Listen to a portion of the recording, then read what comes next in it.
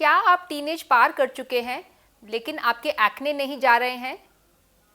मैं डॉक्टर लतिका आर्या हूँ। मैं एक डर्मेटोलॉजिस्ट हूँ और आज हम इसके बारे में बात करेंगे कि एक्ने जो आफ्टर टीनेज परसिस्ट करते हैं, इन्हें हम एडल्ट एक्ने बोलते हैं।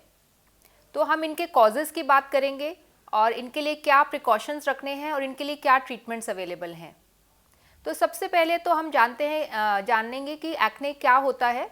बेसिकली एक्ने जो होता है उसमें हमारे जो पोर्स होते हैं उसमें एक्सेसिव ऑयल प्रोडक्शन होता है और पोर्स का ब्लॉकेज होता है जिससे ब्लैक हेड्स और वाइट हेड्स बनते हैं और इसमें बैक्टीरियल ओवरग्रोथ होने की वजह से पिंपल्स और या सिस्ट बन सकते हैं।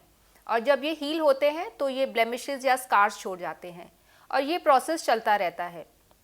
इसके जो मेजर कारण हैं वो हैं hormonal changes, diet, lifestyle, stress and sometimes ये जेनेटिक भी हो सकता है। तो इसके कारण के हिसाब से हम उसका ट्रीटमेंट करते हैं। अगर ये जेनेटिक है तो इसमें मेडिकेशन से इसको कंट्रोल किया जा सकता है।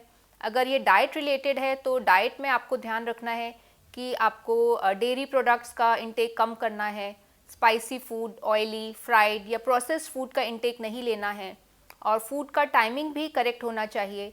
फूड के जो डिनर टाइम स्पेशली आपको बहुत लेट नहीं करना है और अपना हाइड्रेशन भी मेंटेन रखना है और स्पेशली फ्रूट्स और वेजिटेबल्स का इंटेक प्रॉपर लेना है।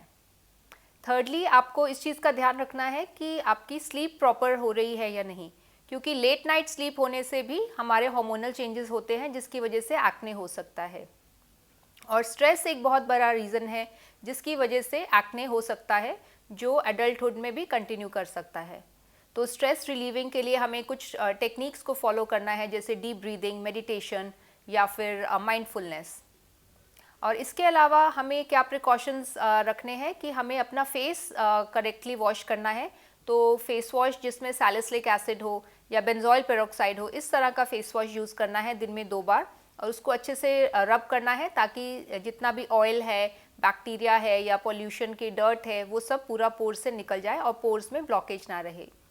और कुछ प्रोडक्ट्स होते हैं जिसमें सैलिसिलिक एसिड होता है या बेंजोइल पेरोक्साइड होता है। ये फेस पर थोड़ा कॉशन से हम रात को लगा सकते हैं जिससे हमारे पिंपल्स इम्प्रूव हो सकते हैं।